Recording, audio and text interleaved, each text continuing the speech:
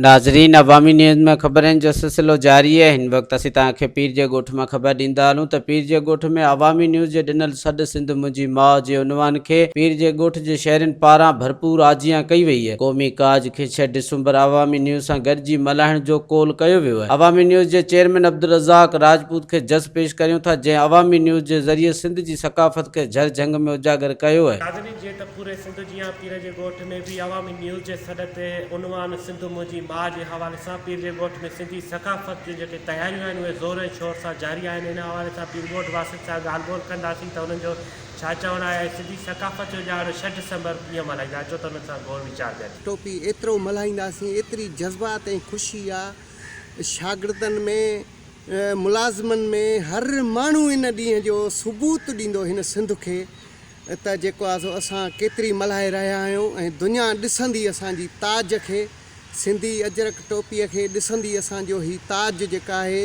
हिंदू वाणिया मुस्लमान हर माण्हू, हर मज़हब जो माण्हू मल्हाए रहियो आहे।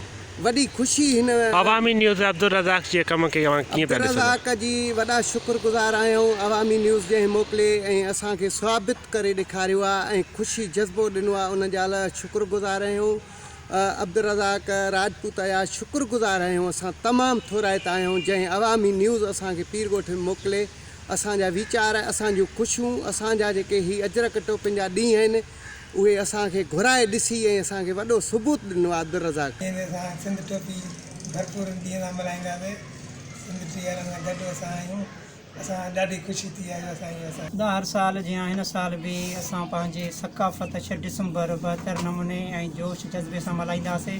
अजरक टोपी सिंध जी सकाफ़त आहे, उनजी ख़रीदारी ज़ोर शोर सां आहे ऐं असां अवामी न्यूज़ ऐं भाउ अब्दुल रज़ाक जंहिंजा थोराइता आहियूं जो हर साल जीअं हिन साल बि तयारियुनि में मसरूफ़ आहियूं। सिंधी सकाफ़त तयारियूं असां सभु नंढा वॾा जेको असां तयारी कयूं था अवामी न्यूज़ वारनि सां कठा आहियूं इंशाअल्लाह 6 डिसंबर ते। असांजी सिंध जो शान त इहो आहे अल्हम्दुलिल्लाह, असांजे नबी पाक सल्लल्लाहु अलैहि वसल्लम जन फरमायो त सिंध मां मूंखे इल्म जी रोशनी ऐं ख़ुशबू थी अचे। इमाम हुसैन अलैहिस्सलाम जन करबला वारनि खे आख़िरी आयाम में चयो मूंखे सिंध जे तरफ़ मोकिलियो। अल्हम्दुलिल्लाह असां कठा आहियूं अवामी न्यूज़ वारनि सां। 6 डिसंबर ते एकता ॾियारे सां भरपूर तैयारियूं कंदासीं इंशाअल्लाह। मज़ीद खबरों और तफसीलात के लिए विजिट करें हमारी वेबसाइट www.awamiNewsHD.com।